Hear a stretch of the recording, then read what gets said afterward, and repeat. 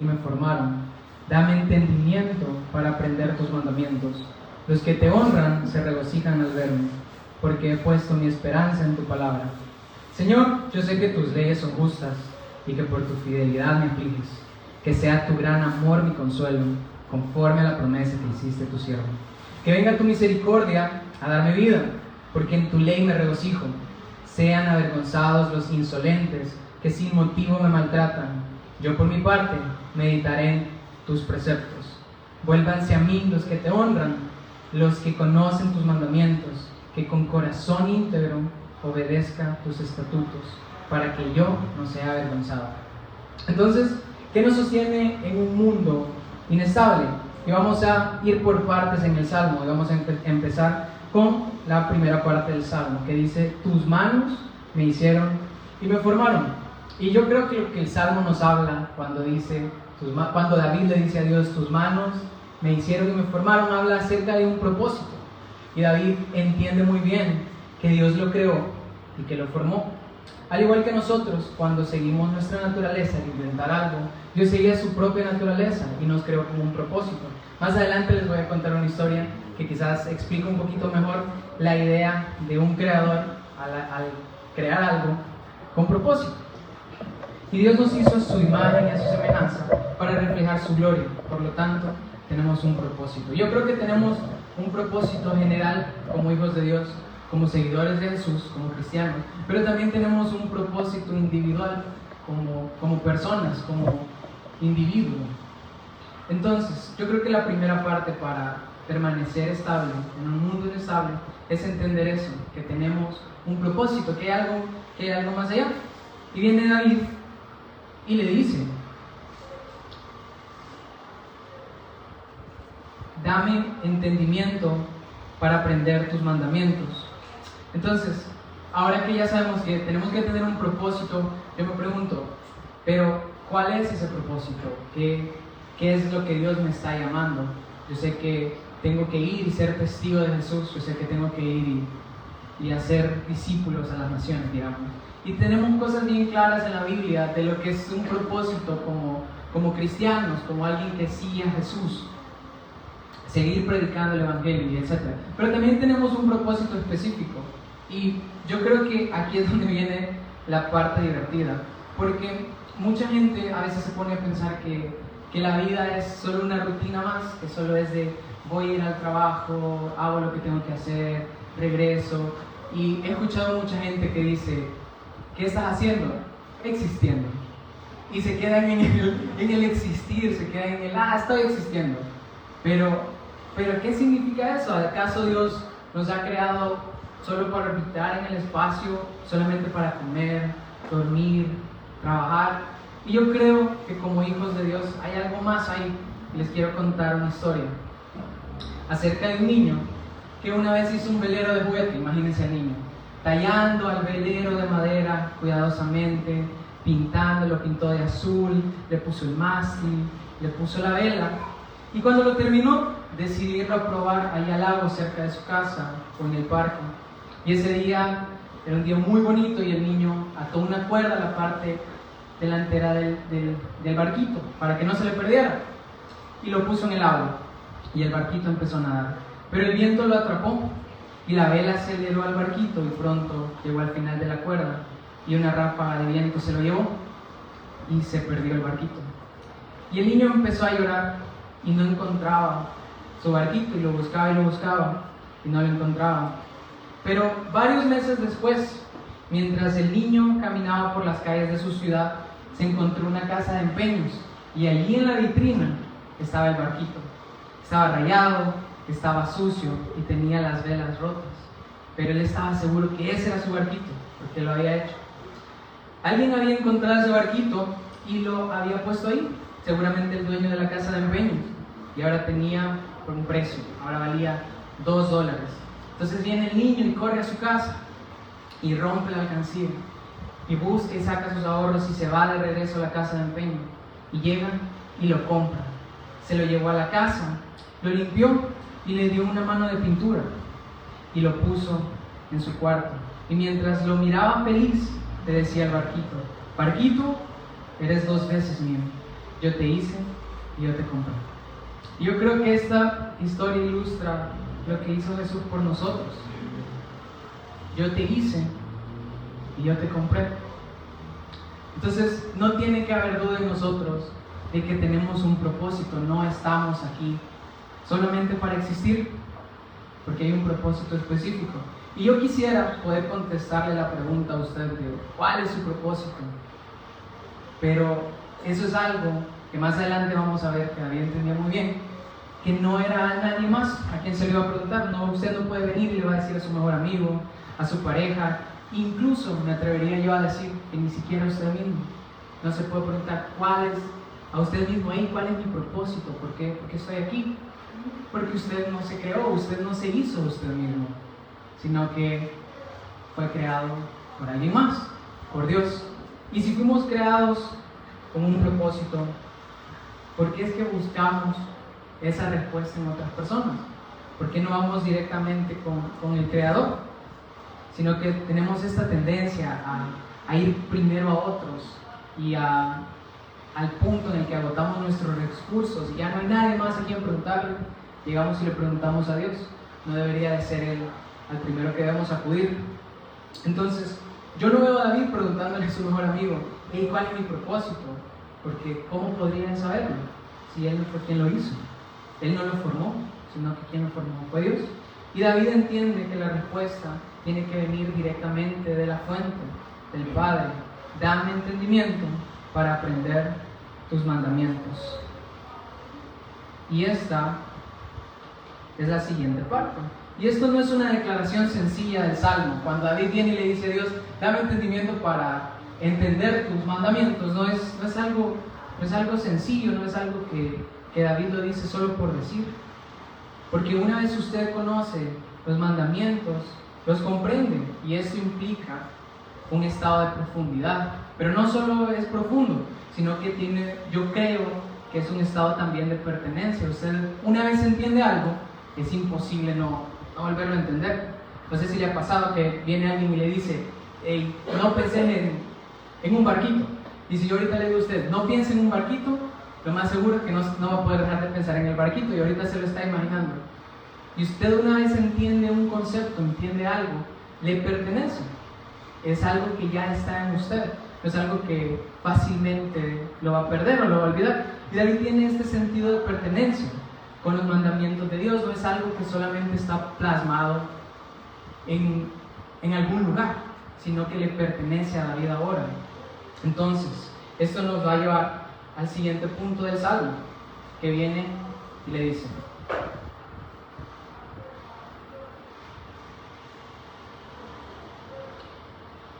los que te honran se regocijan al verme, porque he puesto mi esperanza en tu palabra. Y nuestro propósito, ya sabemos que tenemos un propósito general, y sabemos que tenemos un propósito específico, que Dios nos lo va a entregar, que Dios ya lo conoce, que tenemos que llegar a la fuente para conocer ese propósito. Y de acuerdo a ese propósito, siempre va hacia afuera. Su propósito, su don, aquello por lo que Dios lo formó, así como el niño formó un barquito o un velero para que nadara, para que flotara en el agua, para que navegara, así Dios lo creó a usted y me creó a mí. Y David entiende eso, entiende los mandamientos. Y yo quisiera hacer la diferencia entre los mandamientos, son diferentes a nuestro propósito, pero sí están relacionados. ¿Y cómo así? Se puede preguntar. Yo creo que la Biblia nos dice cómo vivir una vida de acuerdo a Dios. Y yo recuerdo mucho, hace poco que estaba leyendo Éxodo y Levítico, todas las leyes que vemos en la Biblia eran para que Dios separara a su pueblo de los otros pueblos paganos. Entonces yo creo que la Biblia nos separa del resto de todos los demás. Por eso nos pertenece, porque somos diferentes a los demás. Por eso podemos ir y la gente nos ve raro, la gente de verdad. Yo creo que más de alguna vez me han preguntado, ¿te ves diferente? ¿O tenés algo? ¿Tenés ese esplendor que viene de Dios? Así como cuando Moisés subía al monte y regresaba con el rostro brillante. Entonces, los mandamientos sí son diferentes a nuestro propósito, pero están relacionados. Tenemos que seguirlos, tenemos que hacerlos propios. Es como cuando Pablo se apropiaba del Evangelio. Pablo no venía y decía, este es el evangelio de Jesús, o este es de Él, sino que también es mío. Entonces, Dios refleja su naturaleza y nos da estos lineamientos de cómo vivir y de todas las leyes, y su propósito es separarnos del resto de las personas. Y David, me encanta que entiende la naturaleza de Dios, entiende que Él permanece y que Él no cambia. Y vamos a ver más adelante por qué entender y aceptar que la naturaleza de Dios, que es perfecta y es buena, es muy importante para mantenernos estables cuando todo alrededor tambalea. Entonces, David entiende cómo vivir de acuerdo a los estatutos de Dios, y por esta razón no va a dejar de lado sus mandamientos, y no importa cuán mal estuviera pasando. Y la estaba pasando muy mal, estaba siendo perseguido, lo querían matar, se estaba escondiendo. Y me acuerdo, hay una parte, no recuerdo en dónde está, de Reyes, que David estaba afuera y empieza a actuar como que era loco de la desesperación. Y me puse a pensar mucho, quizás yo hubiera hecho lo mismo, quizás hubiera empezado a babear como que era loco para que no me reconocieran del miedo que David estaba pasando, de que lo iban a agarrar, que lo iban a matar. Pero David entiende aquí en el Salmo que su esperanza está puesta en la palabra. Y yo creo que puedo decir con seguridad que la palabra que tenemos de Dios no es una palabra vacía, sino que es una palabra viva, que nos habla dependiendo de lo que estemos pasando, que nos consuela, que nos trae, que nos alienta a seguir, que nos anima, y que también podemos compartir cualquier tipo de momentos con la palabra de Dios, porque es el carácter de Él. Entonces, también David tenía este entendimiento de Dios, entendía que tenía un propósito. Más adelante les voy a contar un poquito acerca de un patrón que podemos ver en la Biblia, pero David sabía que Dios le había prometido que iba a ser rey, y David se aferraba a ese propósito. Y creo que podemos unir los propósitos con las promesas que Dios ha hecho en nuestras vidas.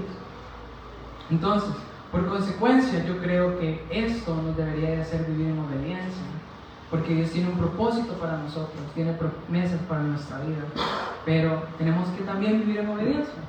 Entonces, la siguiente parte para vivir en un mundo inestable, ser estable, es entender que tenemos un refugio adentro de nuestro propósito, el propósito que Dios ha puesto en nuestra vida.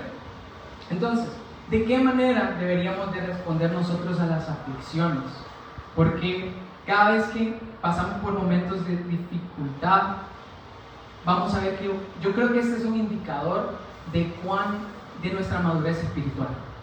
Y yo creo que aquí tenemos dos opciones cuando estamos pasando, quizás más de alguna, pero las que yo puedo ver ahorita son dos opciones cuando estamos pasando por momentos de aflicción, así como David.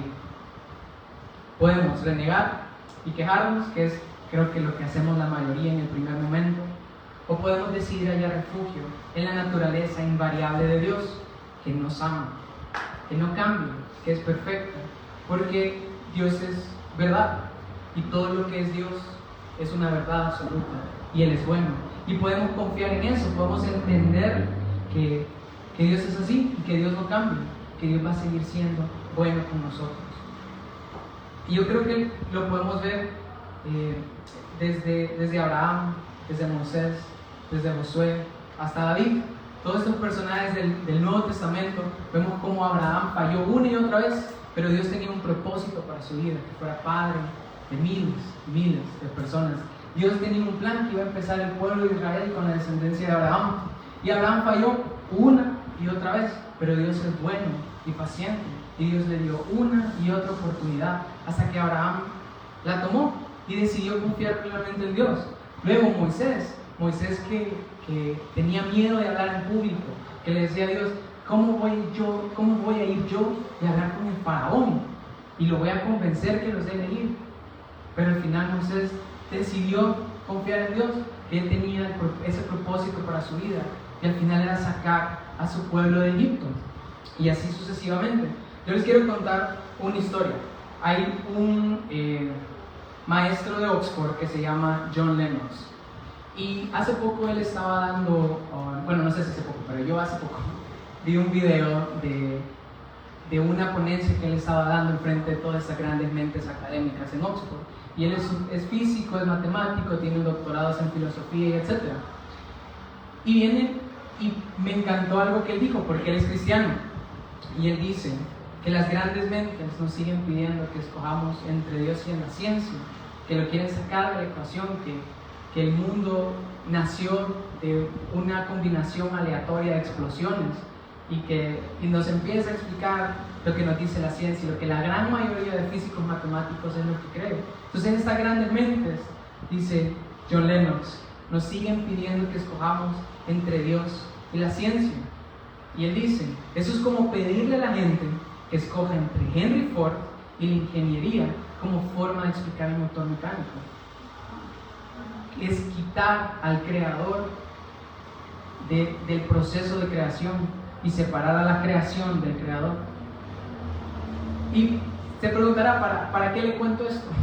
Y es precisamente que si John Lennox, que es un académico con doctorado, físico matemático, que trabaja y que está rodeado de otras grandes mentes de la física y la matemática, en un lugar donde todo el mundo le dice que está loco por creer que Dios fue el creador del universo, por creer que hay alguien más detrás de esto, que hay un creador. Entonces, si él está en un mundo de ciencias académicas que le dice que Dios no es parte de la ecuación, yo creo que nosotros también vivimos en un mundo así, en un mundo donde quieren separar al creador de la creación y quieren justificar que salimos de procesos aleatorios, de selección natural. Y John Lennox dice, yo nunca en la historia he vuelto a registrar un suceso igual. Si las cosas pudiesen nacer de eventos aleatorios, creaciones nuevas sucedieran. Y no hay ningún momento en la historia que se registre algo ni por cierto parecido al Big Bang. Entonces, David entendió un principio básico, y es que no tenemos más alternativa, así como John Lennox, que aceptar que Dios es bueno, porque es verdad. Y una vez entendamos que esa naturaleza es buena, así como John Lennox entiende que hay un creador detrás y que no lo va a poder explicar, que si sacamos a Dios de la ecuación no hay forma de explicar la creación, David entiende que todo lo que Dios hace es bueno, porque su naturaleza es verdadera y es buena. Y aún si no lo entendemos por completo, tenemos que aceptar esa realidad. Y yo creo que va a ser difícil, porque hay momentos en la vida, aquí en la tierra, que van a ser bien difíciles. Y a mí me gustaría poder decirle que Dios le va a dar la respuesta de por qué está sufriendo ahorita, o por qué estoy pasando mal yo ahorita, o por qué me está sucediendo esto. Y a veces Dios decide hacerlo, y podemos conocer el propósito de nuestra lucha. En el pasado, yo creo que usted se puede poner a pensar en su vida, y por momentos de dificultad que pasó, y ve cómo Dios ha trabajado en su vida y dónde lo tiene ahora, y ha visto el fruto de todo aquello. Pero quizás van a haber momentos en los que no vamos a saber por qué, y quizás ya cuando estemos con Él, ya cuando su reino venga, vamos a conocerlo, posiblemente. Y yo creo que eso es algo que me encanta de David, que no estaba solo esperanzado en la promesa que tiene aquí, sino que también entendía que había algo muchísimo más. Hay una eternidad para nosotros, y creo que eso nos diferencia mucho. Creo que hace toda la diferencia cuando le estamos pasando mal, porque nosotros vamos a tener una eternidad con Dios, con Él. Ahora, les quiero contar una historia que John Lennox les dijo ese día a todos estos grandes matemáticos. Y le dice, y la vamos a nombrar así para que sea más fácil, el premio Nobel al pastel de Matilda. Y John Lennox les dice, ni siquiera el ganador de un premio Nobel, al analizar un pastel, le va a poder decir cuál es el propósito por el cual el pastel fue hecho. Pero Matilda, que cocinó el pastel, se lo puede revelar. Pero si ella no quiere revelarle cuál fue el propósito de hacer el pastel, usted nunca lo va a saber.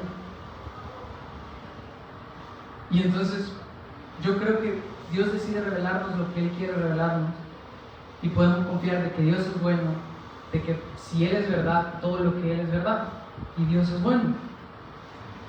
Entonces encontramos refugio en nuestro propósito, en la palabra de Dios, así como lo encontraba David. Pero también quiero que hablemos de la siguiente parte. Cuando viene David y le dice: yo sé que tus leyes son justas y que por tu fidelidad me aflijo. Y vaya que vamos a pasar momentos difíciles, que nos vamos a afligir. Pero para poder ser estables, para poder estar firmes en la roca que es Dios, en un mar turbulento, tenemos que tener emociones controladas y también mentes controladas. Ya lo vamos a ver un poquito más adelante. Aquí está.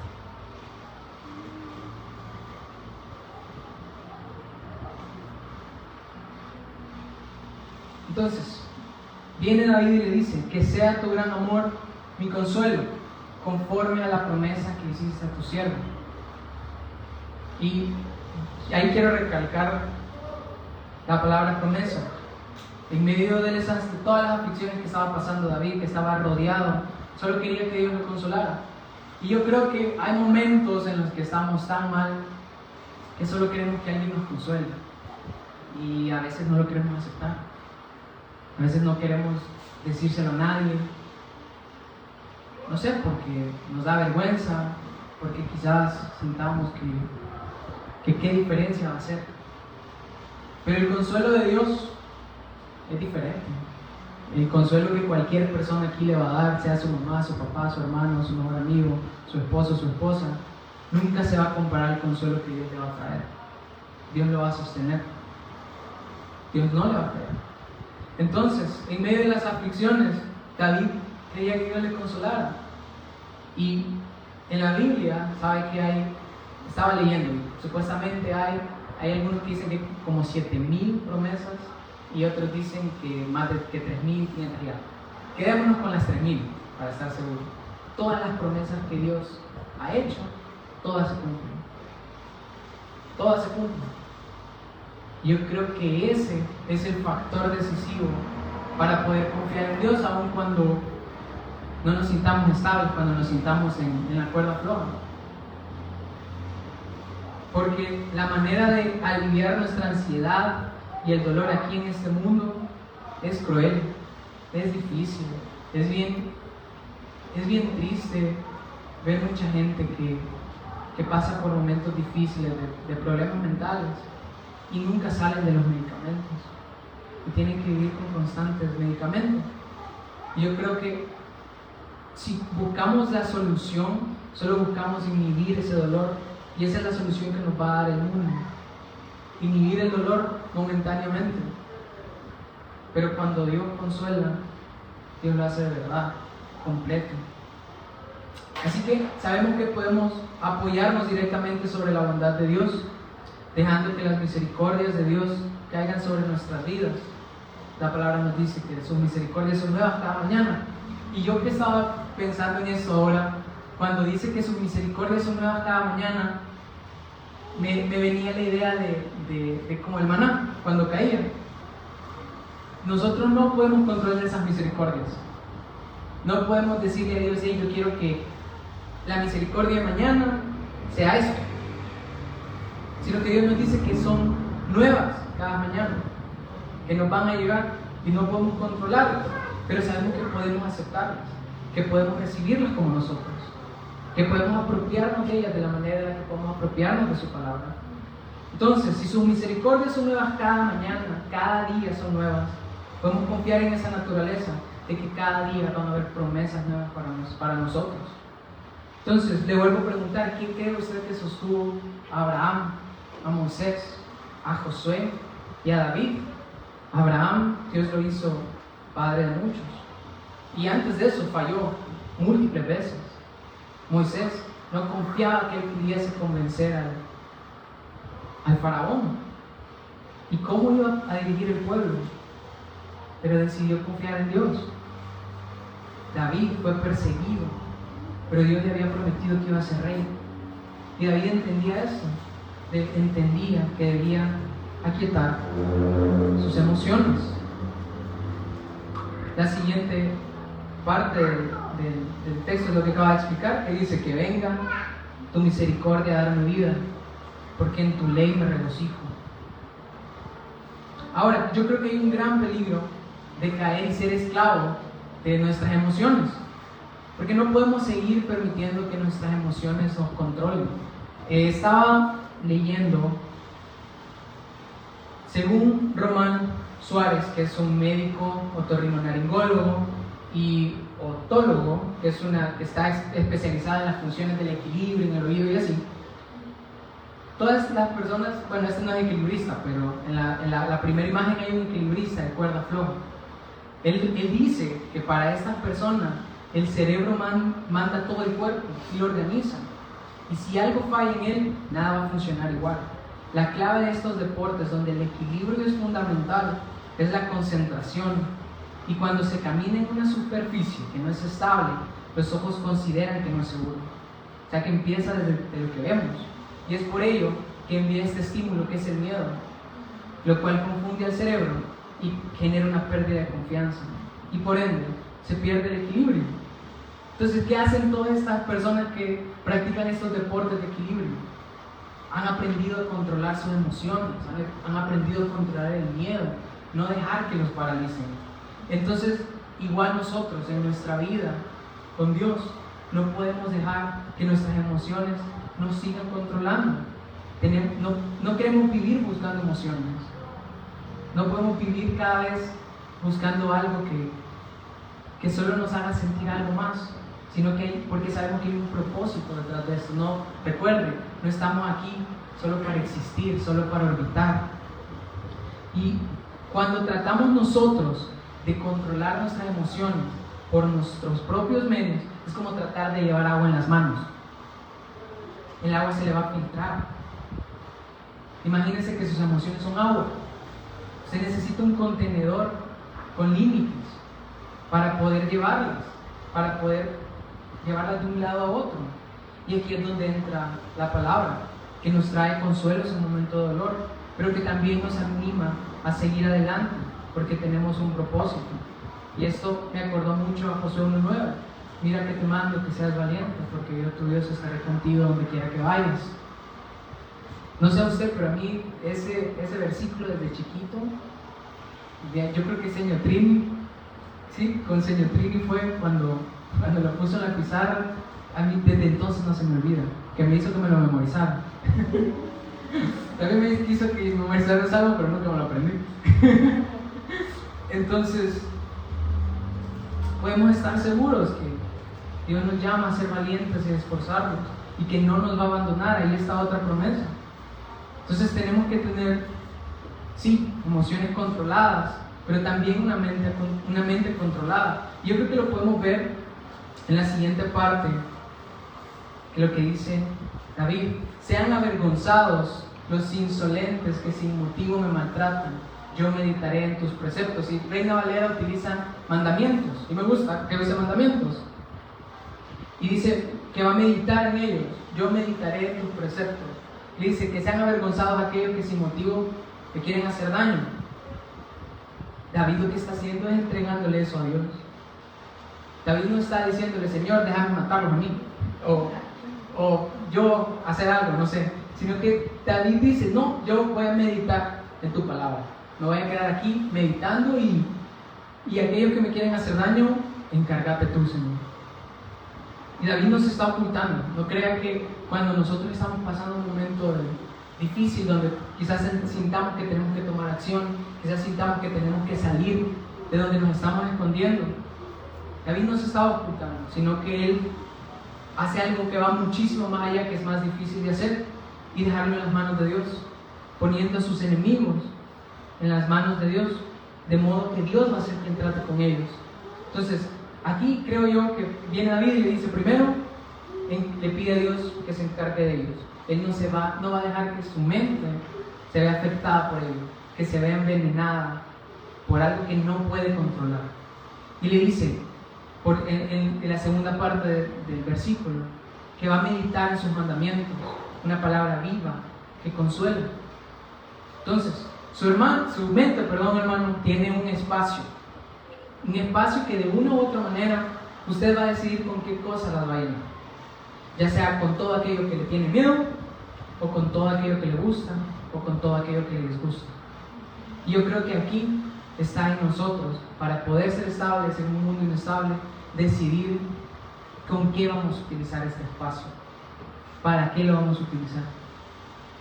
Si para llenarlo con redes sociales, con películas, con problemas, con banalidades, o va a decidir llenarlo con la palabra viva de Dios que nos guía, que nos da un propósito, y que con ese propósito nos podemos refugiar, podemos aferrarnos y sobrellevar esos momentos difíciles.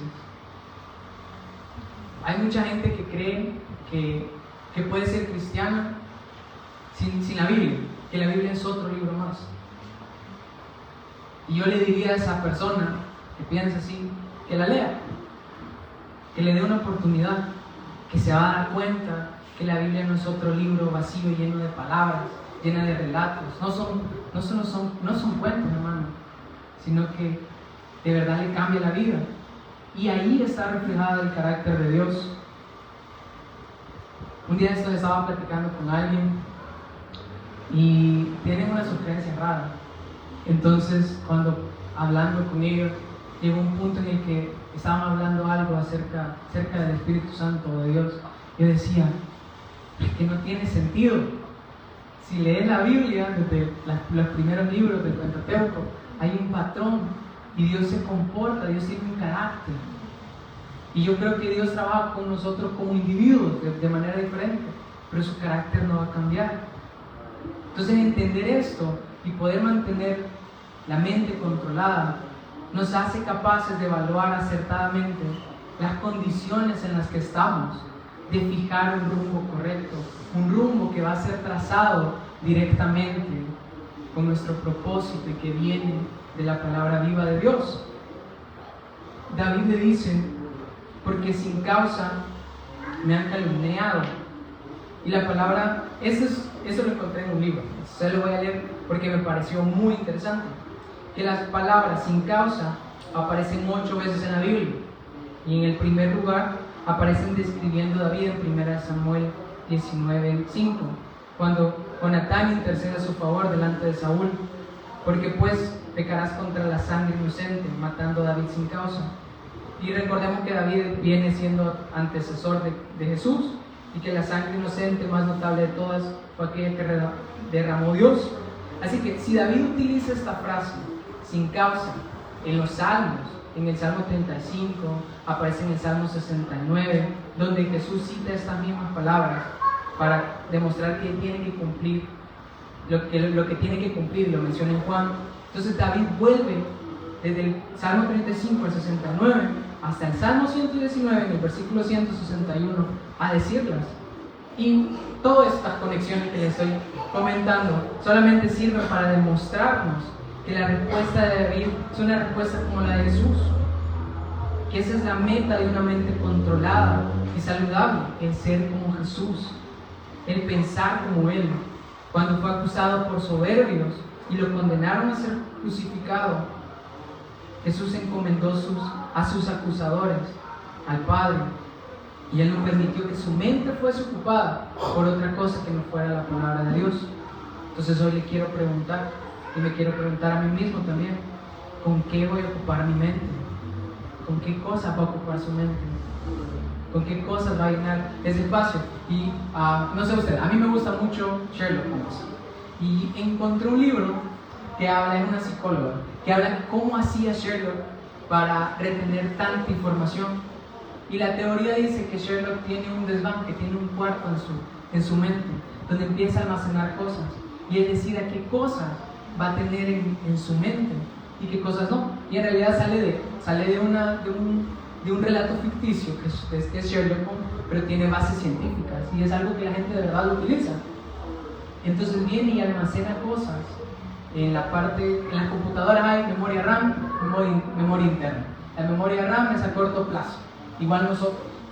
Entonces no sé si ahorita que lo menciono ve como esa relación. Dios nos creó con una memoria a corto plazo, como la RAM, y nos creó con una memoria a largo plazo.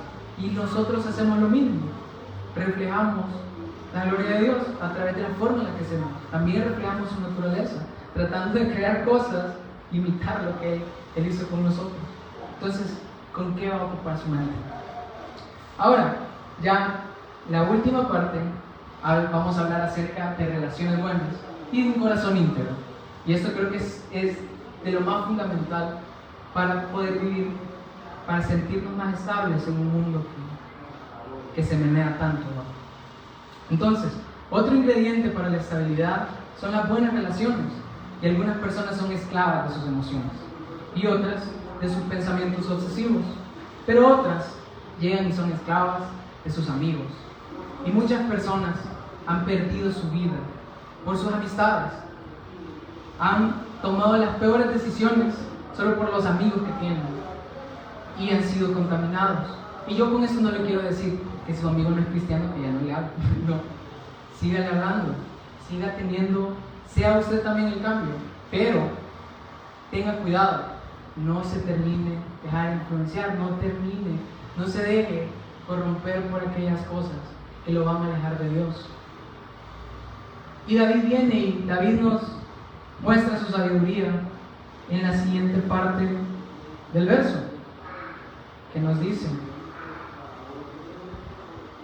vuélvanse a mí los que te honran, los que conocen tus mandatos. Mire, David viene y le pide a Dios, amigo, con el mismo propósito, con el mismo compromiso a Dios y a su palabra.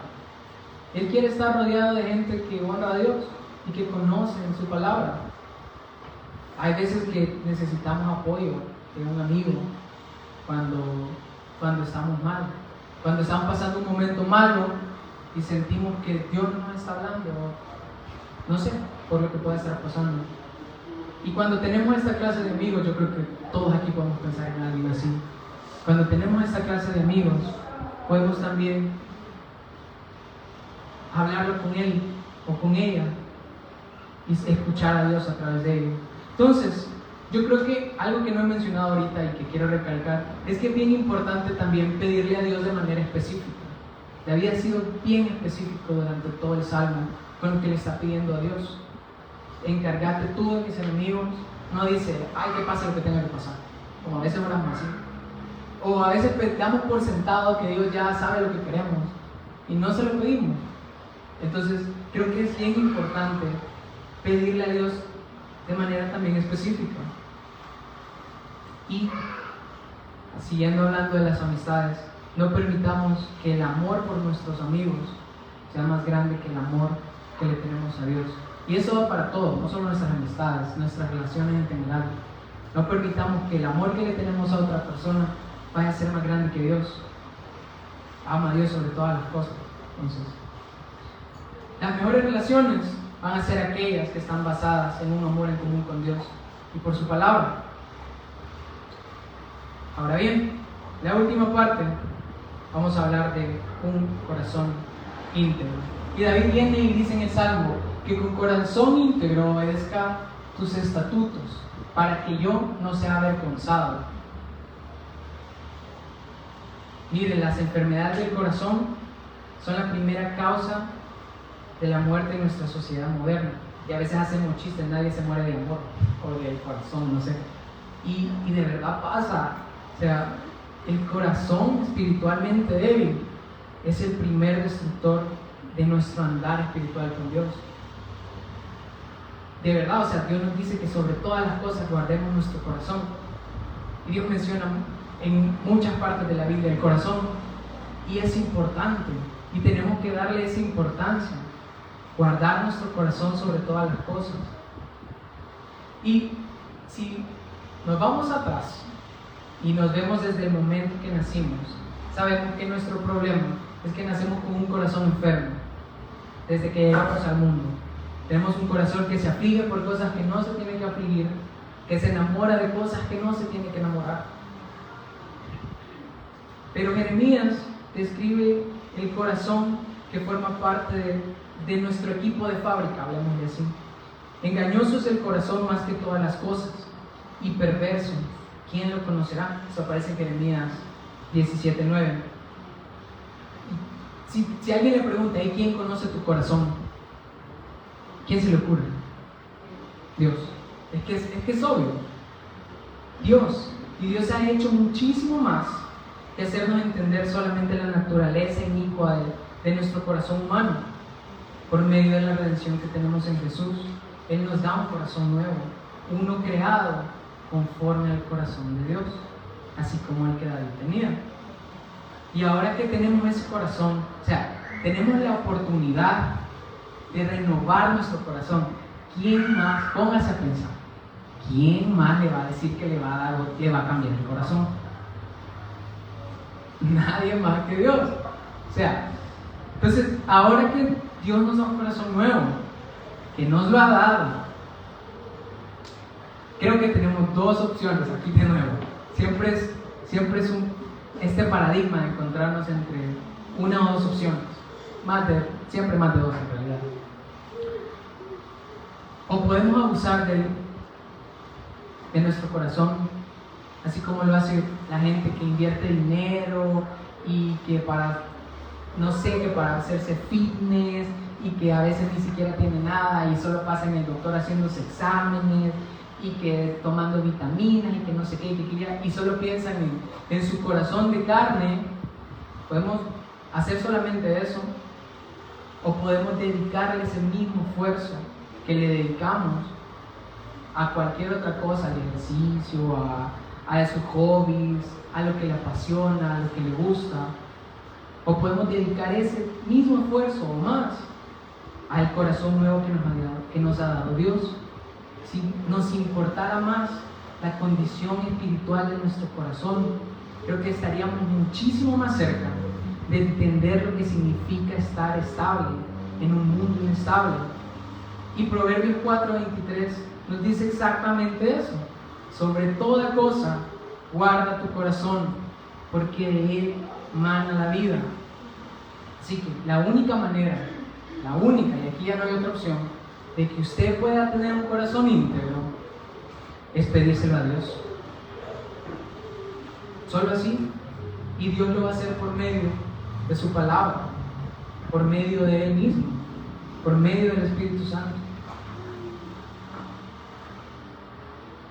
La Biblia es aquella que alimenta el corazón, lo fortalece y lo va a guardar de las influencias corruptas, que vivimos en un mundo así. Y hay personas que prefieren mantener la cuenta minuciosa de cuántas calorías consumen, pero no saben cuánto de la Biblia están consumiendo. Y usted tal vez piense y a veces caemos en esto, de pensar en que escuchar a alguien más hablándonos es suficiente, es lo que necesitamos. Y hay muchos cristianos así, que solo están esperando ser llenados por alguien más, que venga y le cuente. Y quizás se sienta satisfecho con un devocional de 10 minutos al día. Y si ese es su caso, yo he pasado por ahí, todos hemos pasado por ahí, y hay muchísima gente que está ahí. Pero entienda que hay muchísimo más y una profundidad mayor a esa, que la mayoría de los cristianos no tenemos que estar satisfechos con eso, porque solo nos va a conducir a un sentido y nos va a hacer retroceder. Y la única forma, al menos que yo veo, es encontrar un corazón íntegro al entender los mandamientos de Dios, al entender su palabra, al hacerla nuestra también, no solo un libro más en nuestra librera. Y podemos pedir específicamente a Dios que nos dé un corazón íntegro en sus estatutos. Ahora bien, yo le pregunto, ¿está dispuesto usted a tomar en serio los estatutos de Dios? Yo creo que Abraham se equivocó, falló muchas veces, pero lo hizo. Decidió confiar en Dios al final, y Dios lo hizo padre de muchos. A Moisés, que tenía miedo de hablar, le guió, y vaya que le costó el pueblo de Israel, y lo sacó. A Josué le dio fuerza y le dio valentía, y Dios estuvo con él donde quiera que fuera. Y a David lo salvó de su persecución, y Dios lo hizo rey. Yo quería compartirles este versículo al final, que es 2 de Timoteo 1:6-7, por lo cual te aconsejo que avives el fuego del don de Dios que está en ti por la imposición de mis manos, porque no nos ha dado Dios espíritu de cobardía, sino de poder, de amor y de dominio propio. Así que lo voy a dejar con una pregunta ahora, hermano. ¿Está dispuesto usted a dejar que Dios haga lo mismo en su vida? Oremos. Gracias, Señor Jesús, por tu palabra, Señor, porque nos habla de manera directa, Señor. Padre, porque podemos confiar en tu naturaleza buena, perfecta, Señor. Padre, te amamos, Señor, y te anhelamos. Y, Señor, aviva el fuego del don que está en nosotros, que lo has puesto ahí, porque no nos llamaste para ser cobardes, sino para amar y para tener dominio propio. Señor, guiar nuestra mente, Padre, guiar nuestro andar y darnos la estabilidad que solo tú nos puedes dar, Señor. En tu santo nombre oramos. Amén.